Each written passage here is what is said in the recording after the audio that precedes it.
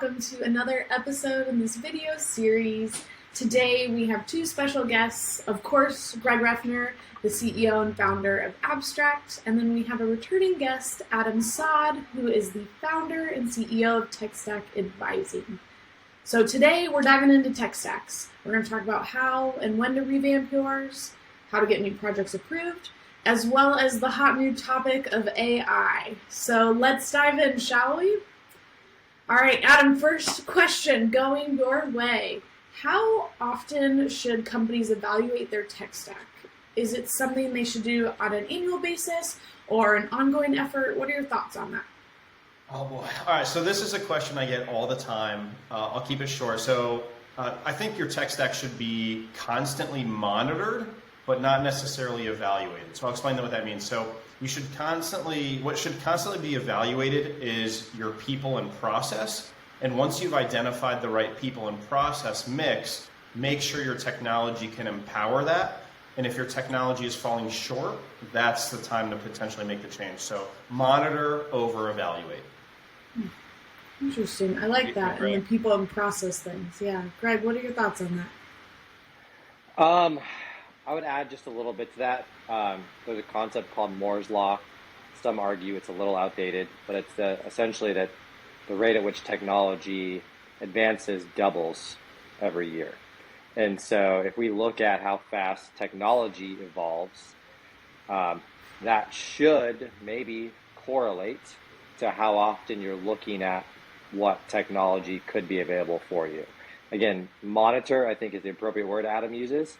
But just keep in mind, the technology you're buying today will be outdated 18 months from now.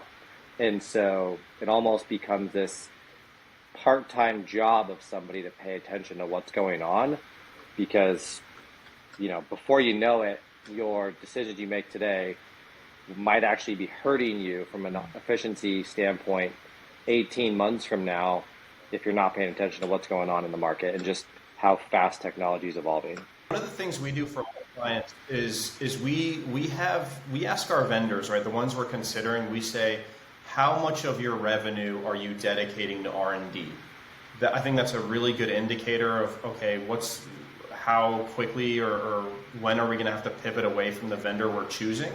If an organization has the ability to invest a lot of money into R&D on a consistent basis, that's usually typically a good indicator that they're going to keep up with the latest technology trends and requirements. So that's always something we want to look at, and I know Abstrakt really does a great job there. For you guys, building on that question, so Adam, I'll let you touch on first. Does monitoring also mean measuring or seeing the ROI on that? Or what does monitoring mean if someone's like unsure and they're just in a new role?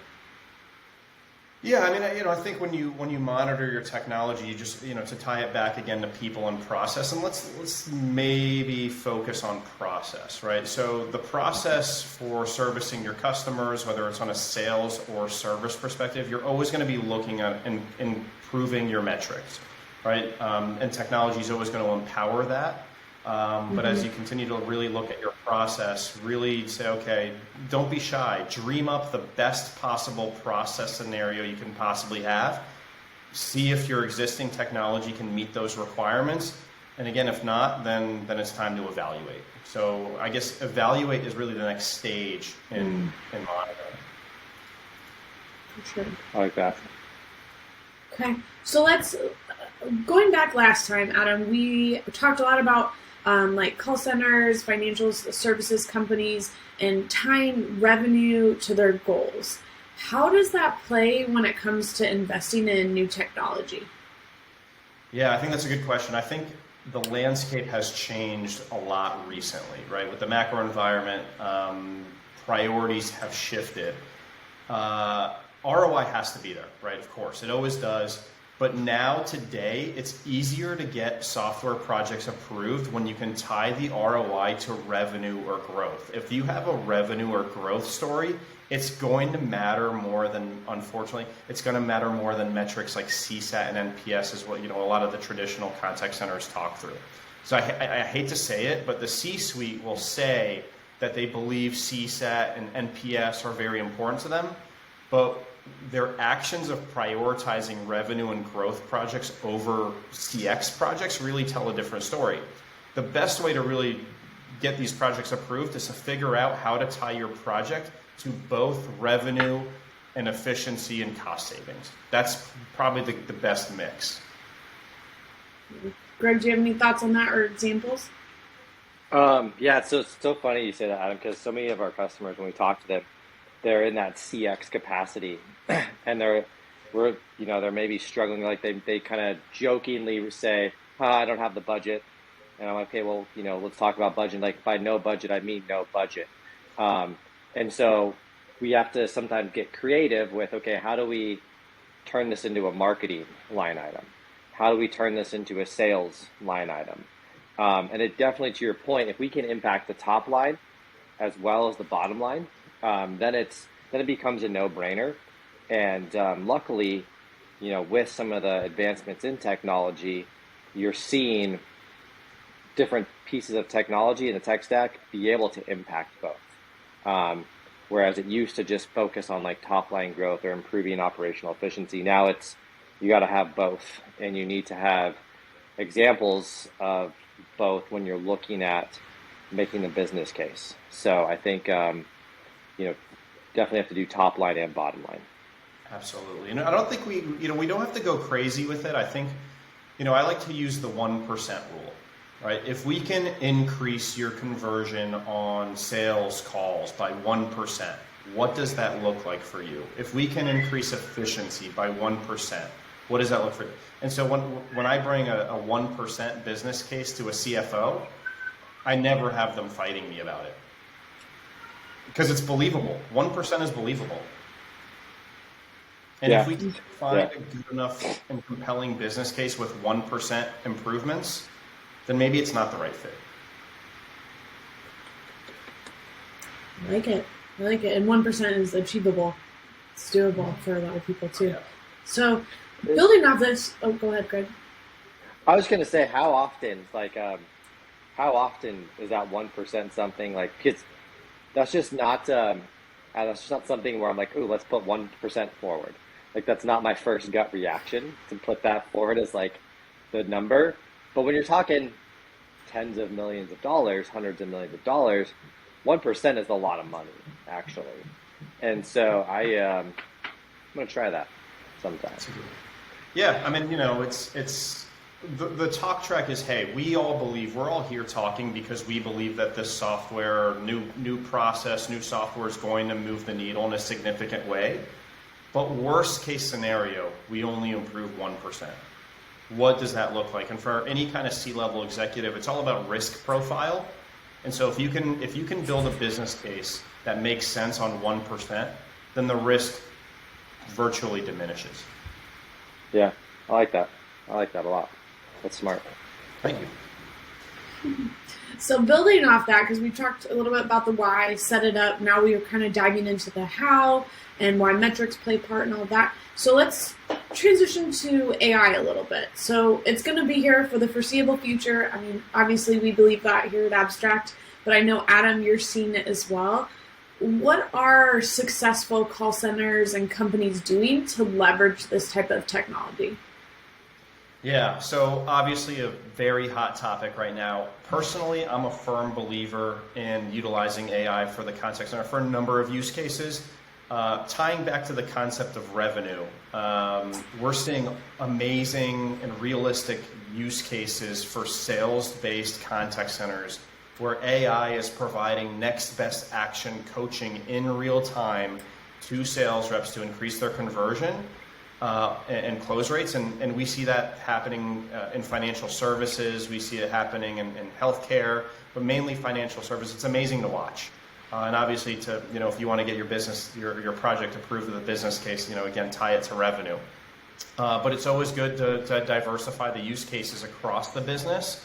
So what we're seeing in customer service is generative AI for support and deflection away for humans in the contact center.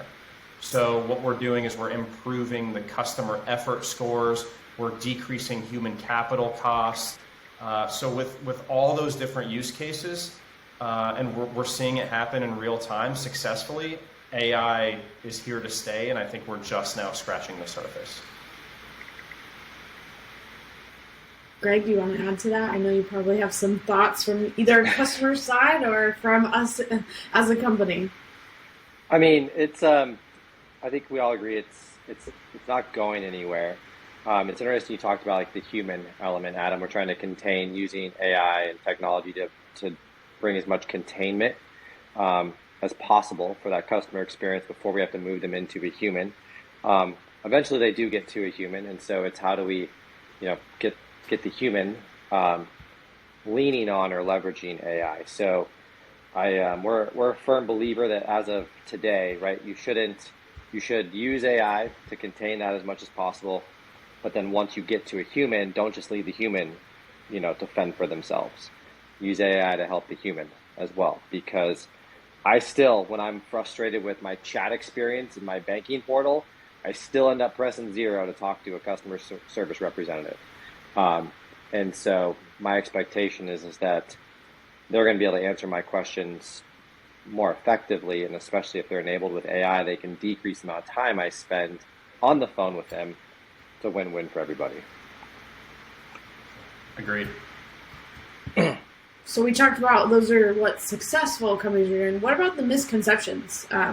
Obviously, people don't want to be replaced by AI, and there's a lot going on around that. Adam, you've probably seen it firsthand. What misconceptions are you seeing around like automation and integrating AI? Yeah, well, I think you just touched on it. I think the common misconception is that AI is coming for everyone's jobs. There's a little, chicken little, sky is falling mentality around AI. My perspective is that it's not going to replace everyone's job. But if you're using it right, AI should make everybody more efficient and more effective. Just like Greg was saying, AI can empower humans to deliver better and more efficient. I mean, personally, I use generative AI weekly for my clients, and it's allowing me to finish deliverables in a fraction of the time, which is amazing and makes me more efficient. It improves the customer experience for my customers, but it's not replacing me. Yeah. So I think there will be a future where we start to see technology start to replace repeatable conversations that humans currently have today. But we have a customer here at Abstrakt that is in a very antiquated industry, newspapers. You would never think that one of our most vocal supporters of AI would come from a newspaper company. And when I was talking with her yesterday, she's like, look, AI is not going anywhere, so I can either fight it or I can embrace it. And I can embrace it and learn it so that I know how to use it to advance myself, advance my team. And I think that's the right mindset, because if you fight it and you don't understand its implications, you don't understand the use cases, then it may well replace you one day. But if you take it upon yourself to be on the bleeding edge of how this technology works and what can be done with it, you're going to have an understanding that no one else has, and then you'll insulate yourself from some of those risks of being replaced one day. It's a good way to put it. I like it. If let's say you're a contact center leader, or for Greg's example, you're a leader of a newspaper company, and you found the perfect tool and you wanted to integrate it, but you have no budget. We touched on being creative earlier. Adam, how are you seeing companies get things approved, especially when budgets aren't like they used to be? Yeah, this is my favorite topic right now. This is what I do every single day. The common theme here is that budget can be created if there's a compelling enough business case. So I could talk about this for hours. I'm going to boil it down into a small framework. So the way I like to explain this to my clients, and I help them do this, is we have to be chameleons, meaning we have to put on different hats within the business. So if we want new technology approved, the first hat we have to put on is our sales hat. We have to be willing and excited to sell the project internally and highlight the benefits of the platform and how it's going to affect multiple departments, not just mine. Second, you have to put on your CFO hat. What is the ROI of the platform across several parts of the income statement? Meaning, how does this tool affect top line? How does it affect operational expense? How does it affect the bottom line profitability of the org? You should have a story for all the above. And lastly, put on your operations hat. Operationally, how are you going to implement the software and ensure it's going to be successfully adopted? So you need to have a plan to implement, train, adopt, and optimize to make sure you're getting the value from the tool. So if you can put on all three and a half of those hats, there should be no issue in getting the project approved. And of course, that's easier said than done. So I usually see orgs hire a third party to help them do that. Greg, you want to add on that? No, I think what you said about bringing in somebody who's done it before, when we were kind of prepping for this conversation, Adam, and tying it back to what you just said, if you have this massive project and you're trying to understand all the moving pieces, some people aren't able to put on all those different hats and kind of switch hats as they go through that process. And so leaning on people who've been there, done that before, whether it's someone like yourself in tech stack advising or the vendor that you're working with, if you have a salesperson that you're working with, like they should help you craft that business case. They should help you understand how to do these things. And so if you're talking with vendors that aren't helping you sell internally why they should work with you, go find somebody who will, whether that be a group like Tech Stack Advising or a different vendor, because ultimately you're looking for a partner in this, you're wasting time and money by pounding your head against the wall and trying to do it yourself if it's not something you've ever done before. I like the example you gave. When was the last time you performed surgery on yourself? Probably not a good idea to try that one. Yeah. Probably not. What are some things that, Adam, from your side, because you see this every day, what are companies doing that maybe they shouldn't be doing when trying to get something approved? It's kind of the opposite side. Yeah, great way not to get your project approved is to lone wolf it, to go it alone. Don't socialize with other departments. Don't partner with IT. Don't tell anyone about it until you make the pitch. That's a great way to not get your project approved, is to do it alone. I think, what is it, the Charlie Munger, if you ever figure out how to do something, you just take the opposite, how not to do something, and figure that out. That's usually the best way to figure that one out. I like that, if you want to go fast, go alone. If you want to go far, go with somebody else. And so bring the other folks along with get them bought in to your project. And that's where we see projects die all the time, is when you have an introductory meeting with somebody and we're like, okay, so as part of this evaluation, we typically recommend pulling in this group, and this group. And they're like, no, it's just going to be me for a while. I'm like, okay, this isn't going anywhere. So we often call it multi-threading, right? Like you need to multi-thread internally while the salesperson who's actually working with you from the vendor perspective also needs to help you multi-thread within that organization. That's exactly right. It's a team effort. Yep, team effort. Love that. Good job. I love those. I think this has been very actionable. People can take away certain things. Is there anything else, Adam, you can go first, that you want to add on to what you've said that someone might be looking for as they're trying to get their project approved or trying to figure out how to evaluate their tech stack? Yeah, I think it's an uncommon exercise is how, from a customer service and call center perspective, how to tie top line revenue to the contact center. So some resources that you can do, you can look up on your own is learning about how to calculate customer lifetime value, how to calculate churn, how customer lifetime value and churn are correlated and how that affects overall revenue. So try to do some research and digging into how to become a CFO and think like that. That will help you get pretty far. And anything you try to get approved that costs money, if you can think financially, that will help you. And there's a ton of free resources out there on customer lifetime value and churn. And as customer support professionals, CSAT is directly correlated to churn, which is directly correlated to customer lifetime value, which is directly correlated to revenue. So I was just going to say the same thing. Like, anytime I need to calculate something, or someone's like, "Hey, what's your XXX KPI?" I'm like, "Oh, I don't know what that is." But you can Google it, and there's a million free calculators that just plug and play your numbers, and it pops out the number for you. Google Sheets, there's templates that you can use. Like, there's no excuse to not know how to calculate those things. If you're trying to figure out how to kind of measure potential impact for top line as well as bottom line revenue. Love that. Well, thank you guys so much. Make sure to connect with Greg and Adam on LinkedIn. They will answer any additional questions you have, and I will add their links to that below in the description. So hope everyone has a good rest of their day.